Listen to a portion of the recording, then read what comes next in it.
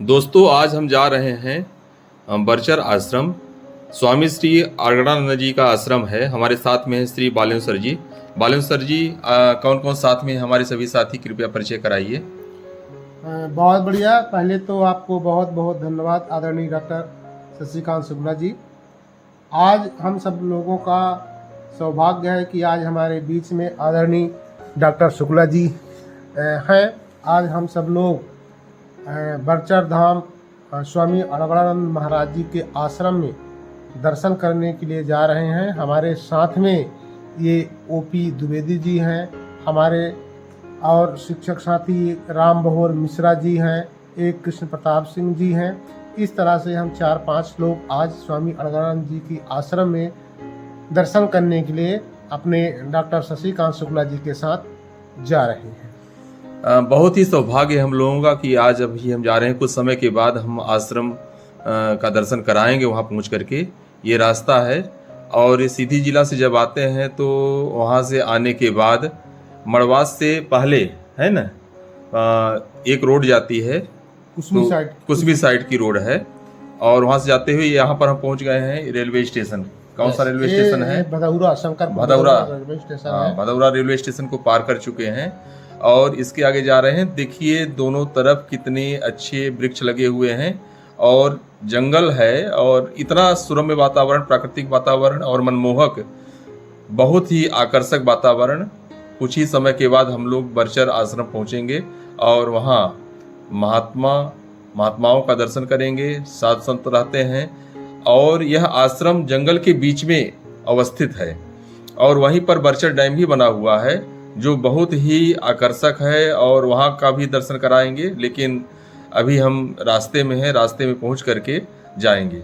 तो मैं बालेन्द्र सर से जानना चाहता हूँ कि आपके पास में, आपका घर यहाँ पर कंजवार में है और कंजवार के नज़दीक लगभग कितने किलोमीटर पड़ता है?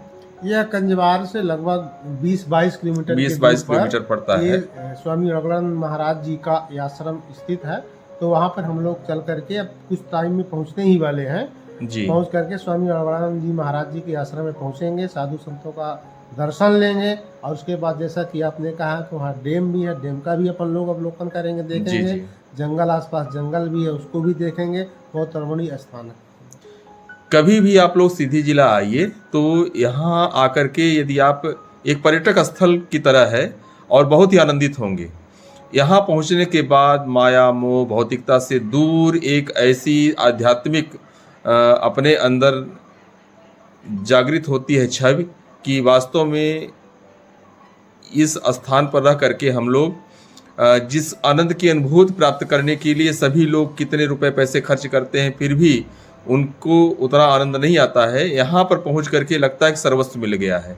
ये देखिए ऊंचे ऊंचे वृक्ष और अभी सायंकालीन का समय है, लगभग इस समय 4 बजने को है और हम लोग पहुँचेंगे आश्रम और उसके बाद वहाँ के महात्मा जो संत हैं, साधु हैं, उनका दर्शन करेंगे। स्वामी जी के कई आश्रम हैं पूरे देश में, वो बाहर रहते हैं लेकिन यहाँ पर उनके शिष्यगण रहते हैं और यहीं रह करके साधना करते हैं, तप करते हैं। और ये देखिए हम पहुँच गए हैं, ये आश्रम है श्री स्वामी अर्गणानंद जी का आश्रम।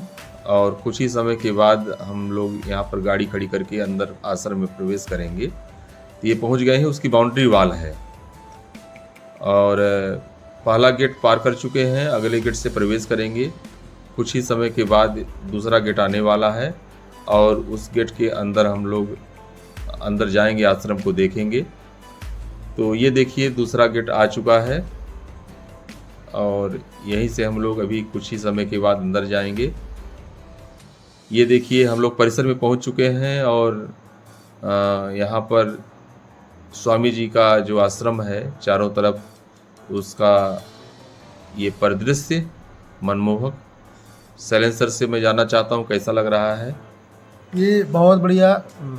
जैसे कि हम लोगों ने पहले ही कह चुके हैं कि जब जैसे हम लोगों ने अंदर गया तो हम लोगों को ऐसा इतना अच्छा लगा कि लगता था कि अब हम लोग अब यहीं पे कुछ टाइम के लिए बैठ करके और यहीं पे अपना टाइम व्यतीत करें। बहुत अच्छा लग रहा है। जो भी देख रहे हैं, मेरा सभी दर्शकों से अनुरोध है कि वो एक बार अगर नहीं आए हैं स्वामी अड़गड़ानंद आश्रम में तो अवश्य बड़चर में आए और दर्शन लाभ प्राप्त करें।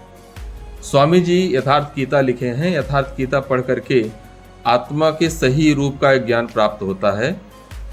और हम लोग अभी कुछ ही समय के बाद पहुंचेंगे उनके जहां पर साधना करने के लिए वो बैठे रहते थे पहले, और अभी भी उनके दूसरे जो आश्रम हैं वहाँ पर रहते हैं। यहाँ कभी कभी आते हैं, लेकिन उनके अनुयायी संत महात्मा गण यहाँ पर रहते हैं। और ये देखिए कितना ही आध्यात्मिक वातावरण यहाँ पर है। और ये देखिए चारों तरफ का परिदृश्य हम दिखा रहे हैं। यहाँ पर यथार्थ गीता भवन बना हुआ है, स्वामी जी यहाँ पर रहते हैं, और ये फिर चारों तरफ का आश्रम। इसके बाद हम लोग अब कुछ ही समय के बाद चलेंगे बड़चर डैम की ओर। बाहर निकल चुके हैं, फिर से अपनी कार में बैठ गए हैं। ये गेट के बाहर का दृश्य है, और यहीं से फिर आगे चलेंगे। ये रास्ता सीधा यहाँ से जाएगा। लगभग शाम के 6 बज चुके हैं, सायंकालीन समय है, फिर भी अभी उजेला है। और साथियों ने कहा कि पैदल चलते हैं, लेकिन हमारे द्विवेदी मिश्रा जी बोलते हैं कि भालू वगैरह भी रास्ते में मिल जाते हैं, तो इसलिए फिर हम लोग अपनी गाड़ी में बैठ गए हैं।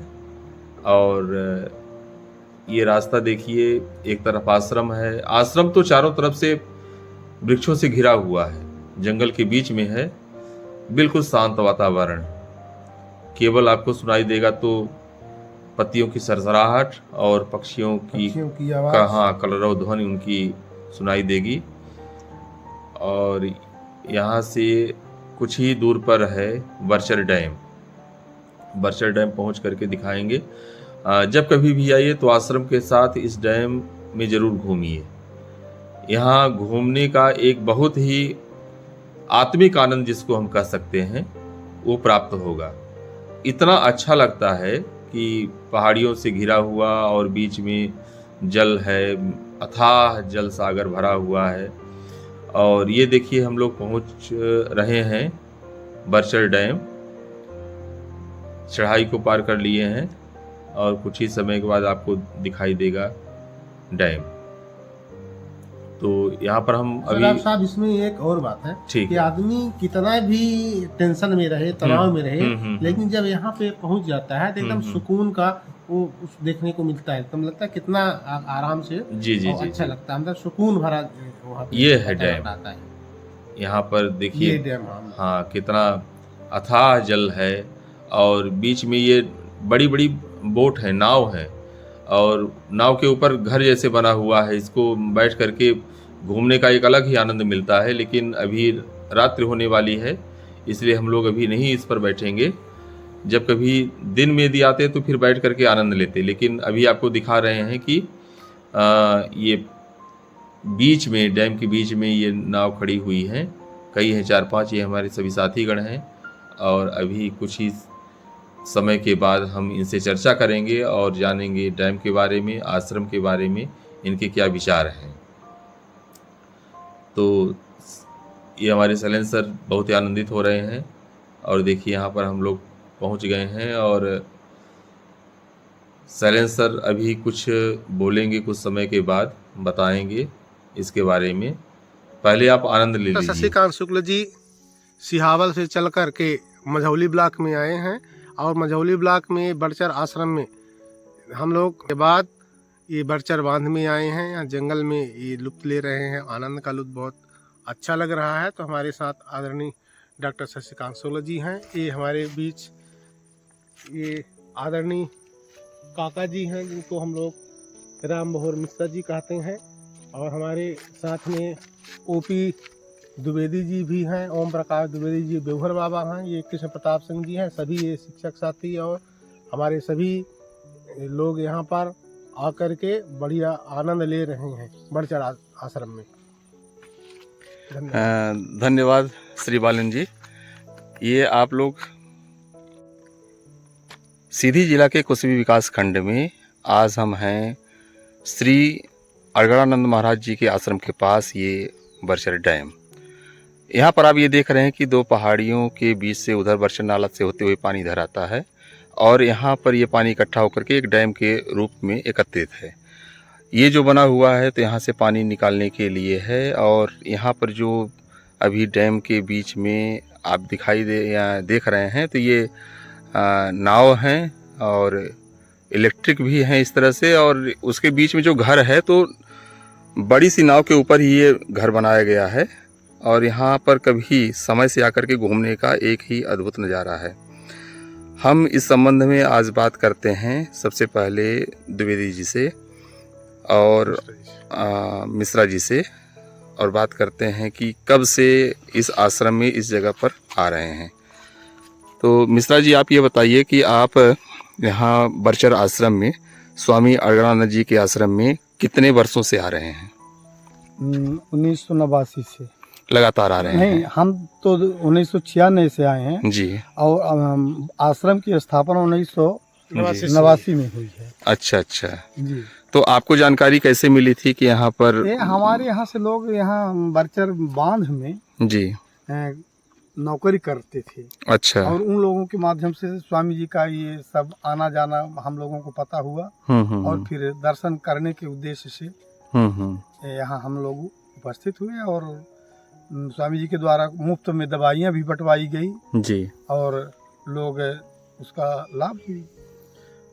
साइलेंसर हैं ये सबसे पहले आपको जो दिखाई दे रहे हैं नंबर 1 पर, उनके हाथ में कुछ पुस्तकें हैं जो ये पुस्तक लिखी गई हैं स्वामी श्री अड़गड़ानंद जी महाराज जी के द्वारा, और इसका नाम है कि भजन किसका करें और अहिंसा, इस तरह से बहुत सारी पुस्तकें हैं। तो मैं जानना चाहता हूं श्री बालन जी से कि आप बरछर आश्रम के बारे में कुछ जो भी अनुभूति हुई हो उसके बारे में बताने की कृपा करें बालन जी। चलिए, बहुत बहुत धन्यवाद आदरणीय डॉक्टर साहब।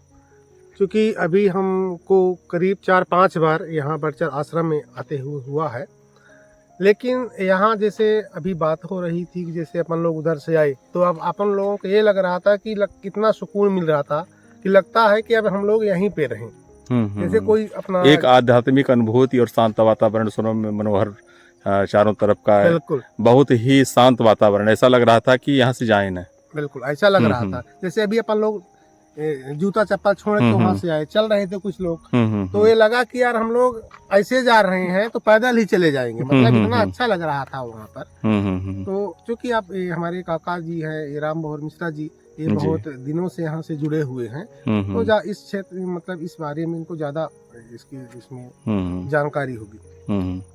हमारे साथ में हैं श्री सिंह सर, और आप कह रहे थे कि साइकिल से कई बार पहले आते थे। जी, हम 2005 से हमको एक बार स्वप्न हुआ जी कि स्वामी जी भजन कर रहे हैं वृक्षशाला में बैठकर। अच्छा। हमने अपनी जो याददाश्त थी पंडित जी को, मिश्रा जी को बताया जी, बोली कि आपको बुला रहे हैं। हम भी आते थे और यहाँ से जाते थे सर, तो लगता था कि कहीं से नहीं जा, साइकिल चला करके 25 किलोमीटर आते थे, 20-25 किलोमीटर जाते वापस जाते थे। जी, लगता था कि बिल्कुल कोई भी थकान नहीं, उनकी ऐसी कृपा थी। फिर हो गया पंडित जी के प्रेरणा से हम भी यहाँ पर साथ में आने लगे। अभी ही 2-3 साल हुआ तो नहीं समय मिल रहा है, नहीं तो हमेशा आते थे और बहुत सुकून मिला, बहुत अच्छा लगा और बहुत कुछ जो कुछ मिला वो सब स्वामी जी के आशीर्वाद है हम लोगों के ऊपर। जी, मिश्रा जी से मैं जी की जो ये यथार्थ गीता है ना जी, ये गुरु शिष्य संवाद है। अच्छा, गुरु कौन है? श्री कृष्ण है? हाँ, भगवान कृष्ण की बोली है। अच्छा अच्छा। और उसका यथार्थ गीता, और शिष्य कौन है इसमें? नहीं, यथार्थ नहीं, गुरु शिष्य संवाद के अंतर्गत किनका किनका संवाद है? गुरु में कृष्ण है जी, और अनुराग में अर्जुन। अच्छा अच्छा। अर्जुन और कृष्ण का संवाद है। तो जो गीता है जी, गीता प्रेस गोरखपुर से छपी हुई, वो नहीं है यथार्थ गीता। अच्छा, यथार्थ उसकी व्याख्या नहीं है, ये अलग चीज है। ये यथार्थ गीता की जो व्याख्या स्वामी जी की है जी, तो उन्हीं गीता के श्लोक हाँ, लिए गए हैं कि दूसरे श्लोक हैं? यथार्थ गीता की जो वर्तमान व्याख्या है, स्वामी जी को वाणी मिलती थी और उसे स्वयं सुनते थे और टेप रिकॉर्ड में बोलते थे, फिर उसको बाद में लिखा जाता। ठीक, इनकी अपनी खुद की रचना है, खुद की। श्रीमद् भगवद गीता का ये मतलब इस तरह से व्याख्या नहीं है जी। तो पर्सनल। मुख्य संदेश क्या है स्वामी जी की? स्वामी जी का मुख्य संदेश है कि आप भजन करें।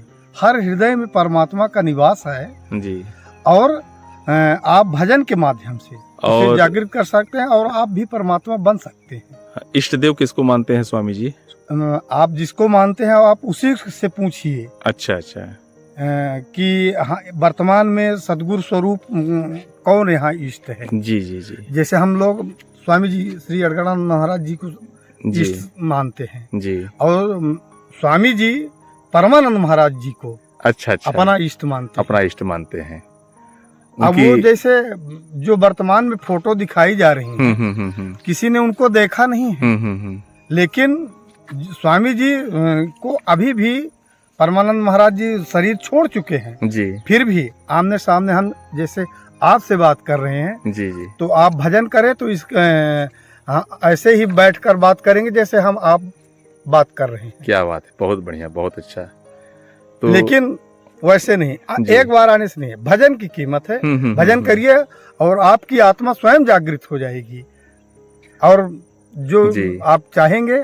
भजन के लिए कुछ पंक्तियां बताते हैं कि भजन सिर्फ ओम राम शिव 3 में से आप अच्छा स्वयं नाम का निरूपण कीजिए जी जी और जो नाम अच्छा लगे जी जी उसका आप जाप कीजिए, उसका जाप करें। वही भजन है। जी जी। भजन कोई गाने की चीज नहीं कि कोई गीत गाना संगीत गाएं, उससे मतलब नहीं। आज हम सभी लोग आपके साथ में पूरे आश्रम में दिव्य अनुभूति हम लोगों को भी हुई, बहुत अच्छा लगा। वहाँ महात्मा जी से मिले और स्वामी जी के जो कृपा शिष्य हैं उनसे भी बहुत अच्छा उनका आशीर्वाद सभी को प्राप्त हुआ।